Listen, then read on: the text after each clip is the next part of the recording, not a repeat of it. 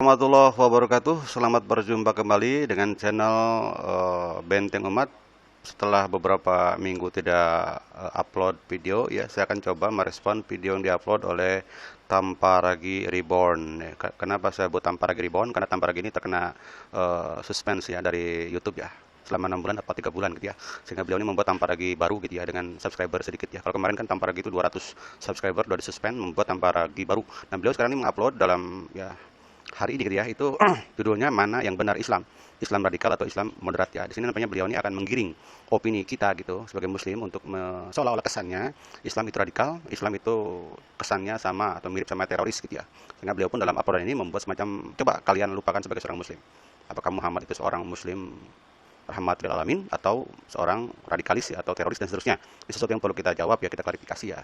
Karena beliau ini nampaknya udah agak-agak sedikit kelewatan. Dulu pernah saya buat semacam nasihat ya, dan ya, tapi ya beliau sudah menghapus video itu gitu. Nah, mari kita coba dulu bagaimana beliau itu menanggapi tentang bagaimana dakwah Rasulullah di Mekah. Lalu kita respon kesalahan beliau, karena beliau ini salah. Dia mengatakan bahwa Nabi Muhammad banyak ditolak di Mekah karena orang Nasrani, orang Yahudi di Mekah menganggap bahwa itu adalah bukan wahyu tapi karangan. Ini sesuatu yang perlu kita klarifikasi. Beliau pun mengatakan bahwa Nabi Muhammad setelah dari Mekah lalu menyerang, setelah di Madinah dan mendapatkan pengikut yang banyak lalu dia menyerang Mekah. Ini tindakannya terkesan sebagai sebuah terorisme ya, atau sebuah penyerangan tanpa dasar ya. Ini pun perlu kita klarifikasikan. Mari coba dulu kita dengarkan bagaimana beliau memberikan argumentasi ya. Next. Pendirinya yang bernama Muhammad. Betul ya? Menurut tradisi Islam, awalnya Muhammad menerima wahyu ketika di Mekah dan dia berusaha untuk diakui sebagai nabi selama 13 tahun di Mekah. Namun karena ditolak, Muhammad hijrah atau pindah ke Madinah. Di sana dia mendapat sambutan, mempunyai banyak pengikut, lalu menyerang Mekah. Nah, tentunya yang menjadi pertanyaan adalah, kenapa wahyu yang diterima Muhammad ditolak oleh orang-orang Yahudi dan Nasrani di Mekah? Karena sebuah kesalahan ya, kenapa wahyu-wahyu Nabi Muhammad ditolak oleh Nasrani dan Yahudi di Mekah. Yang menolak Nabi Muhammad di Mekah itu bukan kaum Nasrani Yahudi ya. Ada mungkin ya Nasrani tapi sedikit sekali gitu ya. Ada Yahudi sangat lebih sedikit sekali, tapi kebanyakan adalah mayoritas ya, itu orang-orang orang-orang dalam kegelapan gitu kan gitu. Aduh, gak diangkat juga nih. Lip, angkat Lip, ya Allah Lip.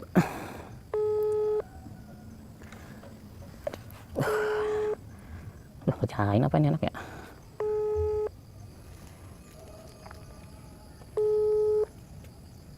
Wah, gak diangkat-angkat lagi. Malah mering ngantuk nih.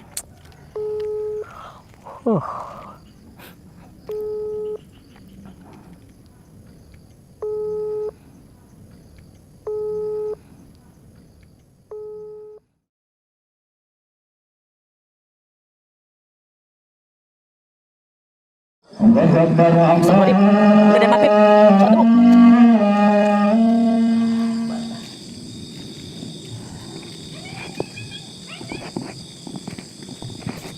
Oh iya, aku baru ingat. Tumben-tumbennya si Salip ingkar janji. Ada apa ya dengan si Salip? Jadi penasaran. Kalau gitu aku ke rumahnya aja dah. Aku ngecek dia di rumahnya.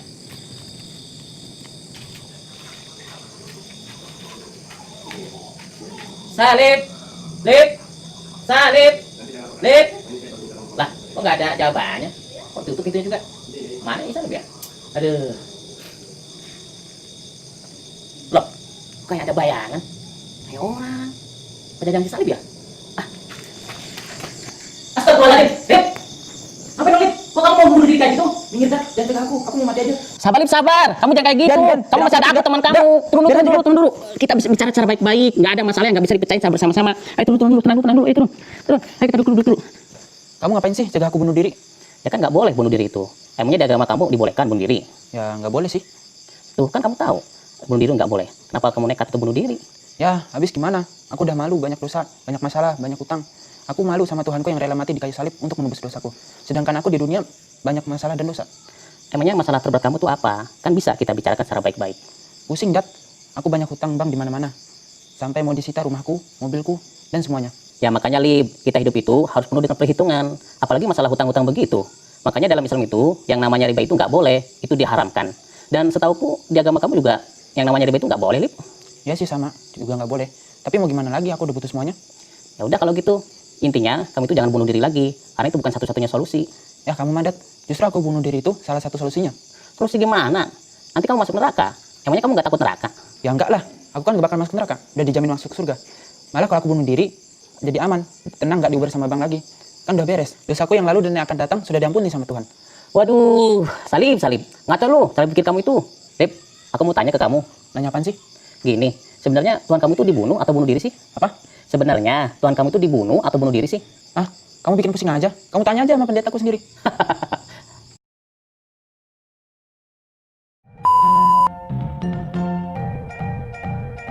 Dapat lagi. Oh, kemana lu, Lip?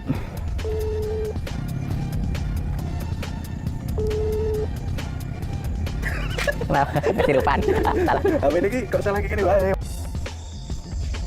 Astagfirullahaladzim. Lip, kamu ngapain, Lip? Kok kamu mau...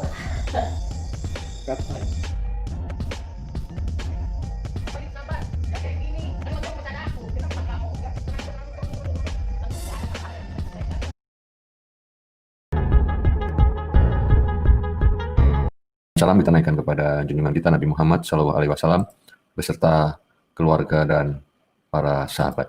Baik saudaraku yang dirahmati oleh Allah, saat malam hari ini saya akan mengangkat satu tema, berapa sih pendapatan tanpa ragi sebelum di take down ya.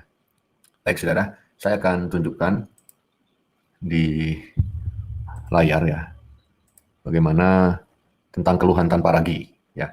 Di sini kenapa saya, itu urusannya dia. Cuma saya kan meluruskan saja. Jadi saya membela YouTube ya, YouTube perlu dibela juga ya saudara kalau memang YouTube-nya benar ya saudara. Baik ya, kita dengarkan dulu video ini saudara. Ya. Sangat beresiko. Yang pertama sudah pasti resiko kehilangan nyawa, teman-teman udah tahu. Ancaman banyak banget. Resiko kehilangan nyawa ya, ini nyerempet-nyerempet sedikit. Ya enggak juga lah. Dan sampai sekarang dia juga ada kalau memang tidak ya, dari dulu udah nggak ada ya.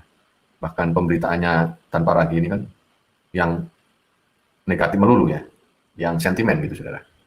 Oke, ini bukan satu bahasan, kita lewat ya. Yang kedua, resiko tidak ada penghasilan seperti ini mendadak di strike ya, di take down. Dan juga buat teman-teman yang berpikir bahwa YouTuber dapat banyak duit, saya mau bilang enggak ya. Nah ini saudara, saya hanya ingin membahas ini. Ya, YouTuber banyak duit, enggak juga ya? Apa benar gitu ya? Nanti kita buktikan dengan fakta-fakta. Coba diulang lagi. Walaupun di situ sebentar di konten tanpa ragi itu ada beberapa donasi, macam donasi, tapi itu urusannya dia ya. Kita tidak masuk ke sana. Ya, saya juga buka donasi. Tapi ini berkaitan dengan dari YouTube-nya, saudara. Coba diulang lagi ya. Dan juga buat teman-teman yang berpikir bahwa YouTuber dapat banyak duit, saya mau bilang enggak ya. Teman-teman berpikir YouTuber banyak duit, enggak juga ya. Jadi artinya di YouTube itu enggak ada hasilnya kok. Hasilnya itu enggak seberapa, kecil gitu ya. Apakah seperti itu? Oke, kita buktikan saudara ya. Kita buktikan.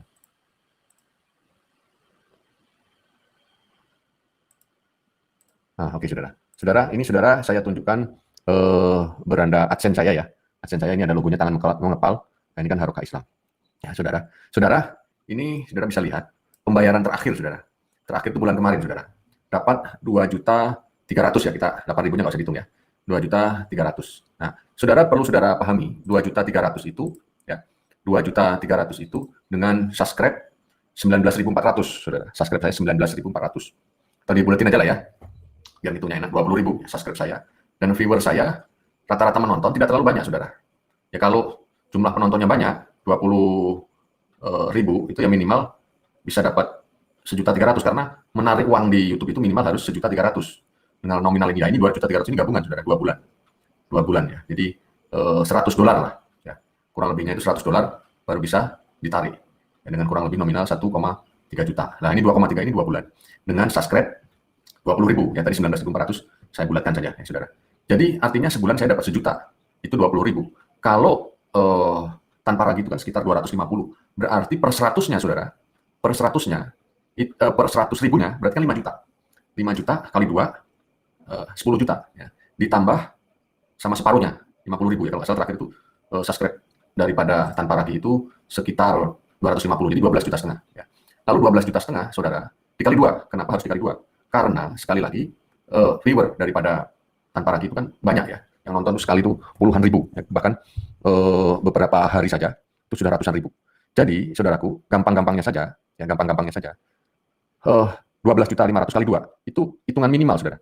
Hitungan pendapatan minimal, ya dengan subscribe 250.000, ya Lalu dengan rumusan tadi itu, kalau saya 20.000 saya dapat 1 juta. Kalau kali misalnya 250.000, ya, berarti sebulannya 12.500.000. Kalau viewernya banyak, kayak tambah lagi, ya minimal 2 kalinya. Jadi sekali lagi, ya kurang lebih yang didapat tanpa ragi itu tidak sedikit, saudara. Kalau zaman sekarang mau cari gaji 25 juta di mana? Ya. Kalau tanpa ragi sekarang mah, ya dengan buat konten yang menjatuhkan, ya mempropaganda Islam, dia menghasilkan pundi-pundi gitu loh, saudara. Ya. Oke, kita coba kita lihat sekarang, apakah konten-konten daripada tanpa ragi ini tidak penuh dengan provokasi, gitu ya, saudara. Dan ini memang, sebenarnya, dan ini yang banyak disukai ya oleh kaum sebelah ini ya. Tapi nggak apa-apa lah ya, cuma ini kita buktikan saja, saudara. Nah ini saudara, ini 2 hari yang lalu lah ya udah buat konten ini kan. Disusul ini Islam hanya menyerang bila diserang, ya, dari Khalid Basamallah ya. Ya, ini kadang juga potongan-potongan juga. Tidak bisa satu sumber mengatakan ya. Halo semua. Seperti ini, tapi dipakai sebuah acuan gitu ya. Ini kan judulnya kan ngeri-ngeri semua, saudara. Islam hanya menyerang bila diserang, tapi bohong. Fit Ustadz Khalid Basamallah ya. Oke ya. Tapi kan tidak bisa dibuat rujukan semua, saudara. Ya, bahwa apa yang disampaikan Ustadz Khalid Basamallah ini sebagai patokan. Kan masih banyak kiai-kiai yang lain, ustadz-ustadz yang lain. Ya. Nah, di sini Dr. Syed Salim membongkar apa ini? 16 kebohongan umum tentang Al-Quran. Ya. Jadi isinya seperti ini, saudara. Mana yang benar Islam radikal? Halo semua. Ya. Mana yang benar-benar Islam radikal atau Islam moderat? Di tanpa ragi ini berjuang, ya, karena sekali lagi channelnya di take down, dan dia berjuang mati-matian untuk supaya dapat. Nggak mau selamat gitu. Kalau kita semua kan mau selamat, kalau memang ada kebenaran yang bisa dibuktikan secara tekstual proof atas klaim khidmat channel. Nah di sini kata Nasi Adam yang tadi dibilang let us ya, sepertinya jamak gitu ya. Memang jamak, tapi itu tidak ada hubungannya dengan trinitas ya. Terus tadi Betselmenu, Kitmotenu. Jadi ini ada 2 kata selem, Betselmenu itu asal katanya dari selem. Dengan para malaikat. Sebetulnya ayat seperti ini ada sesuatu yang paralel dengan Quran. Sebagaimana yang termaktub, iya ada sesuatu yang paralel. Bang Billy saya kira perlu membaca juga, meskipun hanya dalam konteks studi itu penting. Karena di dalam Quran itu malah dipertegas bahwa sidang ilahi yang dimaksud itu adalah para malaikat. Dan ini sebetulnya ada kesejajaran dengan apa yang termaktub di dalam Midrash Bereshit Rabbah yang menjelaskan bahwa ayat 26 ini merujuk pada Islam atau negara kafir? Apa definisi negara Islam? Apakah jumlah penduduknya? Apakah ada adzannya? Apakah ada bunyi-bunyian suara-suara kiroahnya? Oh tidak. Suatu daerah, suatu wilayah dikatakan sebagai negeri Islam jika hukum yang mengatur masyarakat itu adalah hukum Allah dan Rasulnya. Hari ini yang berlaku di Indonesia apa para jamaah sekalian? Hukum Islam? Hukum Islam ada, cuma di KU ada di Departemen Agama. Itu pun sudah banyak revisinya. Mohon maaf, sudah direvisi. Sehingga orang yang mestinya diceraikan, sudah boleh cerai, didatangkan pengacara. Di lobi dan sebagainya. Tidak ada pengacara di dalam pengadilan agama ini. Yang ada itu hakim dari kedua belah pihak, laki dan istri dan suami. Datangkan hakim ketika mereka berselisih. Bukan dipanggilkan pengacara. Mohon maaf. Ini menjadi sebuah komoditi. Departemen Agama adalah komoditi yang paling subur hari ini. Nauzubillah min dzalik. Kenapa demikian? Akan terjadi nanti. Ya. Maka Rasul bersabda, "Badiru bil amali fitnah." Segera kalian beramal soleh. Sampai amal itu adalah jihad fi sabilillah. Berjihadlah kalian, segera berjihad. Badiru fil amal, supaya kalian tidak terkena fitnah. Maka jihad adalah hari ini satu-satunya amal yang akan membebaskan kita dari fitnah. Jihad yang benar, bukan jihad retorik. Tidak, jihad yang benar. Karena fitnah itu kata Rasulullah, kaqita'il lailil muzlim, seperti malam yang gelap gulita, tidak jelas. Mana ulama, malam bajingan. Hari ini tidak jelas. Yang kita sangka dia ulama ternyata bajingan ini. Ini zaman fitnah. Orang yang jujur didustakan, pendusta yang suka pencitraan dipercaya. Hari ini terjadi. Silakan Anda miliki si pendusta itu yang suka selfie itu. Silakan Anda jadikan dia ulil amri. Saya tidak, wallahi saya tidak. Mohon maaf. Saya tidak mau. Karena ini pendusta ini. Apa yang terjadi kemudian?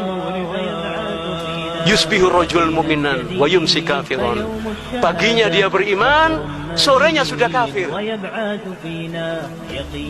Saya pernah mendengar dari salah seorang ustaz, Allahyarhamu Abdullah Sungkar, pernah berkata, di Indonesia hari ini tidak nunggu sore, baru sarapan, baru sholat subuh, sarapan, selesai sarapan, selesai pula imannya.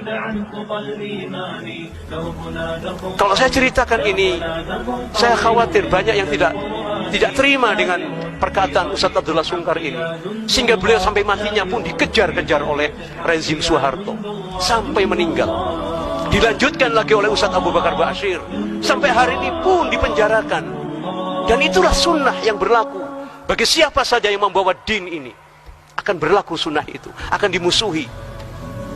Bukan menjadi bagian daripada tauhid. Enak berdakwah, dilindungi, dikawal, pulang dikasih duit, naudzubillahi min dzalik.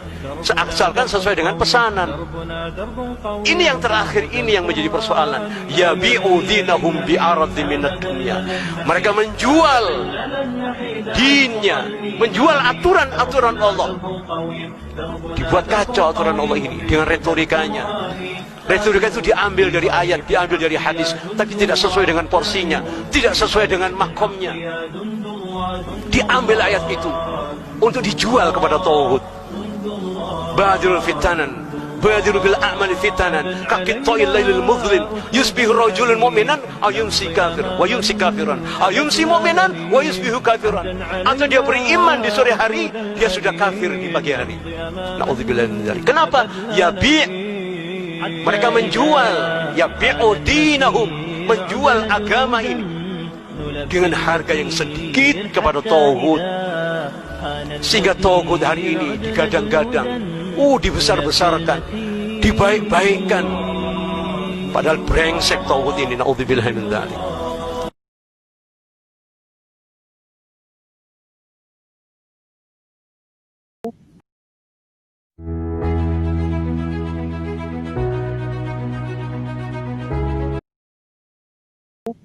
Ya, dan dengan menuduh mereka lebih memilih, ini adalah sebuah channel YouTube yang kalau saya sendiri mungkin kenalnya baru-baru ya, karena saya termasuk baru juga di dunia YouTube. Tapi sekelas pandang saya, memang saya sering melihat ya, ada tindakan-tindakan yang menurut saya itu sangat over limit ya, atau cross the limit ya, melampaui batasan. Melampaui batasan yang saya maksud itu, maksudnya kadang-kadang sesuatu itu tidak bisa dilihat secara perspektif rasionalitas gitu. Jadi saya bahkan bikin satu video khusus ya, meminta untuk tanpa ragu itu bertaubat dan tidak melakukan hal yang sama. Yaitu ketika dia membawa sebuah video ya, atau dia mengupload sebuah video yang mengklaim dirinya sebagai nabi baru.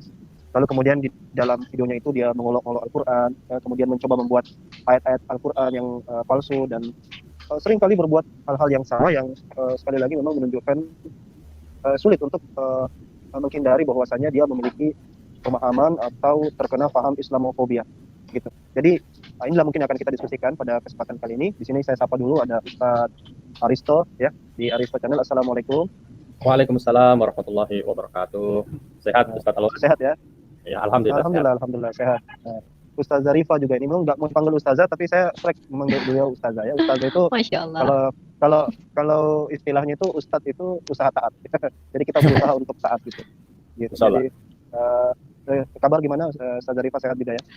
Alhamdulillahirabbil berkat rahmat Tuhannya Yesus, Tuhannya Muhammad SAW, Tuhannya Ibrahim, Allah Azza wa Jalla, saya masih diberikan kebahagiaan, kesehatan, bisa menemani Bang Aristo dan Ustadz Alwan, mungkin mereaksi ya atau memberikan pandangan tentang akun apologet dari pihak agama tetangga, dari perspektif kita masing-masing begitu.